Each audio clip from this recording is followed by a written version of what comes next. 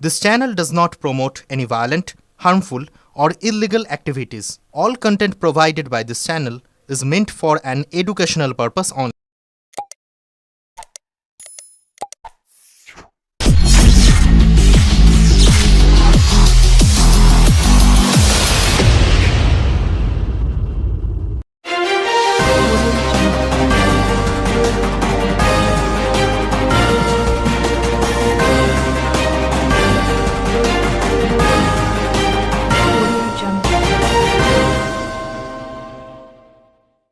পাঁচ মাস আগে বিয়ে, শ্বশুর বাড়ি থেকে গৃহবধূর ঝুলন্ত দেহ উদ্ধার। স্থানীয় পুলিশ সূত্রে খবর, গত 5 মাস আগে বলাগড়ের রুকেশপুরের বাসিন্দা, পেশায় সিভিক ভলেন্টিয়ার সুরেশ সাতরার সঙ্গে বিয়ে হয় মগরার বিষপাড়ার রিয়া দাসের। আজ সকাল থেকে রিয়ার ঘরের দরজা বন্ধ থাকায় ডাকাডাকি শুরু করে তার স্বামী এবং শাশুড়ি। দীর্ঘক্ষণ ডাকাডাকির পরেও কোনো সাড়া শব্দ না পেয়ে রিয়ার বাপের বাড়ির লোকজনকে ফোন করা হয়। এরপর এই বাপের বাড়ির লোকজন এসে দরজা ভেঙে দেখে ঘরে সিলিং ফ্যানের সঙ্গে গলায় ওড়নায় ফাঁস লাগিয়ে ঝুলছে বধূ।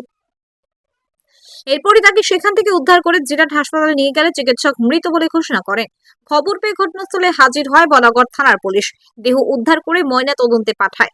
মেয়ের মৃত্যুর খবর শুনে কান্নায় ভেঙে পড়ে বধূর পরিবার। মৃত বধূর বাবা দীপক দাস বলাগড় থানায় অভিযোগ দায়ের করেন, পণের জন্য চাপ দেওয়া হতো, মেয়েকে শারীরিক এবং মানসিক নির্যাতনও করা হতো। রিয়ার মাসির দাবি, আমাদের মেয়েকে এরা মরতে বাধ্য করছে। দীর্ঘদিন ধরেই রিয়ার ওপর চলতো মানসিক অত্যাচার এবং সন্দেহ করত স্বামী ও শাশুড়ি। তা নিয়ে সাংসারিক অশান্তিও চলছিল। কেন কেউ হঠাৎ করে মরতে যাবে?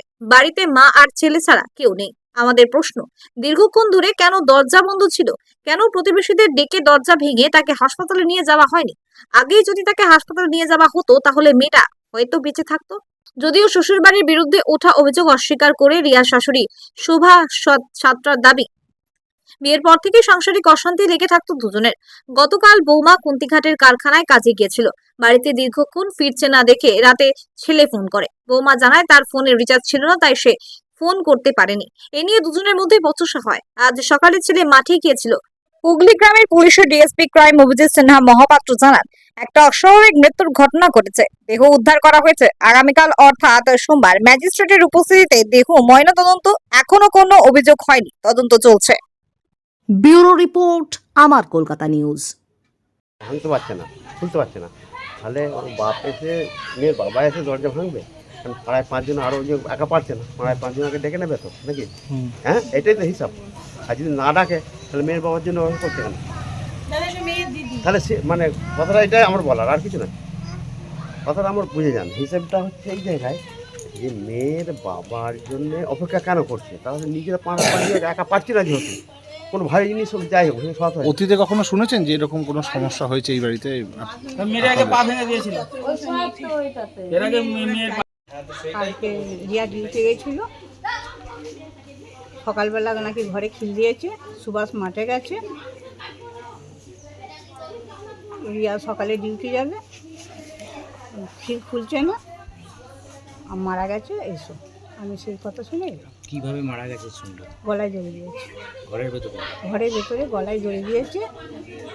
আমার একটাই বক্তব্য, যখন কালকে রাত্রে ঝগড়া হয়েছে, তাহলে সুভাষ মাঠে যাওয়ার আগে একবার দেখতে পাচ্ছ তো যে ঘরের মধ্যে খিল দিয়েছে, কেন খিল দিয়ে তাকে ডাকা, দুটো খাওয়ানো, এটা তো তার কর্তব্য ছিল। খিল দিয়েছে কখন? সকালবেলা ও খিল দিয়েছে, সুভাষ সকালবেলা মাঠে গেছে। সুভাষ কে হয় আপনার? ভগ্নিপতি, ওই যে মারা গেছে ওর স্বামী। ও কি করতো, কাজ কি করতো? সিভিক পুলিশের কাজ করতো। ঝগড়া করেছে, আমার বোনকে ভাগ্নিকে সন্দেহ করছে। বিয়ে হয়েছে ফেব্রুয়ারি মাসে 13 তারিখে বিয়ে হয়েছে। দেখাশোনা করে বিয়ে হয়েছে? দেখাশোনা করে বিয়ে হয়েছে, 13 ফেব্রুয়ারি বিয়ে হয়েছে। আজকে 5 মাস হলো বিয়ে হয়েছে। এই মৃত্যুটা আপনারা কি মনে করছেন? মেরে দিয়েছে, মেরে ঝুলে দিয়েছে। কে মারতে পারে বলে? ওই ছেলে শাশুড়ি আর মা আছে, আর তো কেউ নেই বাড়িতে। দুজনাই দোষী। শাশুড়ি আর মা। ঝামেলা বিয়ের পর থেকে কি ঝামেলা অশান্তি হতো? না, বিয়ের পর থেকে কাজ নিয়ে একটু অশান্তি হতো। আমার সংসারের কাজ, আমার বোনের মেয়েটা ও কেশরাম রেওনে চাকরি করতো। ও শাশুড়ি বক্তব্য হচ্ছে রান্না করে রেখে তোমায় কাজে যেতে হবে। তাহলে এবার 8টার সময় ওর ডিউটি জয়েন করতে হয় 8টায়, তাহলে 8টার সময় এই সংসারের কাজ করে রান্না করে রেখে ডিউটি যাওয়াটা তো সম্ভব নয়, এটা তো সম্ভব নয়। ও যতটা পারত ততটা করে রেখে চলে যেত। তারপরে এদের এখানে শাশুড়ি বলছে কাঠে রান্না করতে হবে, এইসব নিয়ে বাড়িতে একটু অশান্তি হচ্ছে। গ্যাসে রান্না করতে দেবে না, কাঠে রান্না করাবে, জোর করে চাপ হ্যাঁ, সৃষ্টি করা হবে। থানায় অভিযোগ করবেন, কার বিরুদ্ধে করবেন, কাদের বিরুদ্ধে করবেন? ওই মাদাটা মেয়ে, ছেলে, ছেলে। মা ছেলে নামে কোনো আপনারা কি মনে করছেন ওরাই মেরে দিয়েছে? ওরা মনে করা নয়, ওরাই মেরেছে, ওরাই ঝুলে কে খবর দিল কে? আমাদের খবর দিয়েছে ছেলের মা। কি বললো? ছেলের মা বলেছে যে আপনাদের মেয়ে মারা গেছে, ঘরে খিল দিয়েছে, মারা গেছে, ঘরে খিল দিয়েছে, ঘর খুলছে না, আপনারা আসুন। তো আমরা যখন এলাম সকালবেলা থেকে, যখন মেয়ে ঘরে খিল দিয়ে আছে, আমরা এসে পৌঁছালাম 10টায়। তখন এসে ওর বাবা আর সুভাষ, মানে আমার জামাইয়ের নাম সুভাষ, ওরা ঘর ভাঙলো, তখন দেখতে ঝুলছে।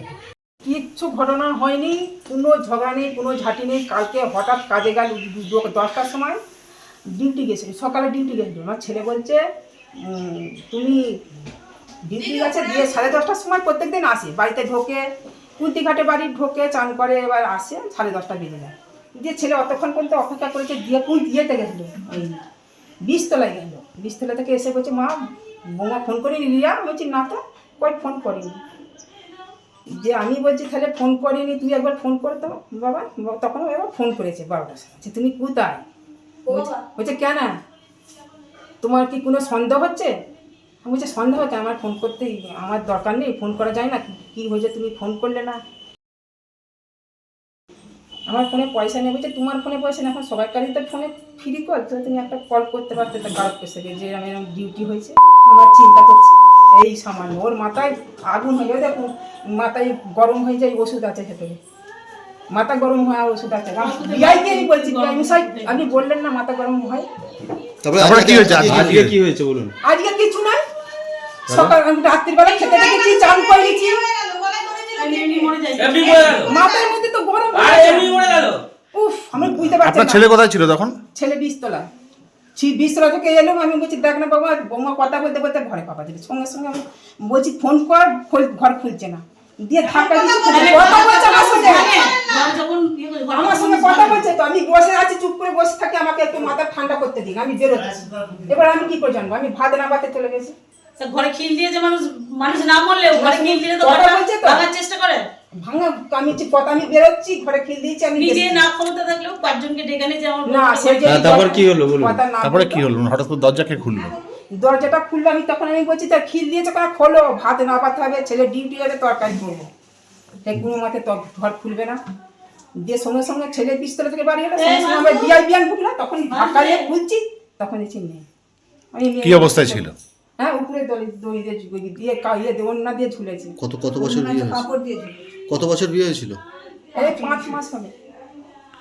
4 মাস। আপনার ছেলে কি করে? 24 তারিখে হয়েছে। আপনার ছেলে কিসে কাজ করে? ছেলে সিঁড়িতে কাজ কোন থানায়?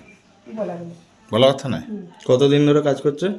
আমি অত আমার মাথায় নেই, আমার স্বামী চলে গেছে, সেই থেকে আমারও মাথায় ঘোল পাকে। করছি আমার মেয়ে এতদিন মরেনি, মেয়ের যাই মাথা গরম হোক মাথা ঠান্ডা হোক এতদিন মরেনি। সবে মাত্র 4 মাস, এখনো পূর্ণ মাঘ মাসে 24 তারিখে বিয়ে হয়েছে। এর ভেতরে আমাদের একটাই কথা, যে তোদের সঙ্গে পোষাচ্ছে না, মেয়ের বাবাকে ডেকে মেয়েকে দিয়ে দাও। মেয়েটাকে একটা মানুষ করতে দাদা খুবই কষ্ট, না খেয়ে না দিয়ে মেয়ে মানুষ করে, আর শ্বশুর বাড়িতে এসে যদি তারা মেনে ফেলে, এর থেকে বড় কষ্ট আর কোনো কারণ না হয় দাদা। আমরা চাই যে আমি শাস্তি পাই, উপযুক্ত শাস্তি পাই। আমরা কি মনে করছেন? আমরা মনে করছি এরাই মেরে ফেলেছে, আর নাহলে মরতে বাধ্য করেছে। এতদিন যখন সে মরেনি, সে নিজে চাকরি করে, এমন পজিশন করছে যে মরতে বাধ্য হয়েছে। আমরা তো সঠিক দেখিনি যে ওই মরেছে কি এই মেরে ফেলেছে। আমাদের যেটা ধারণা এরাই মেরে ফেলেছে, আর নাইলে এরা এমন কিছু বলেছে যেটাতে ও মরতে বাধ্য হয়েছে।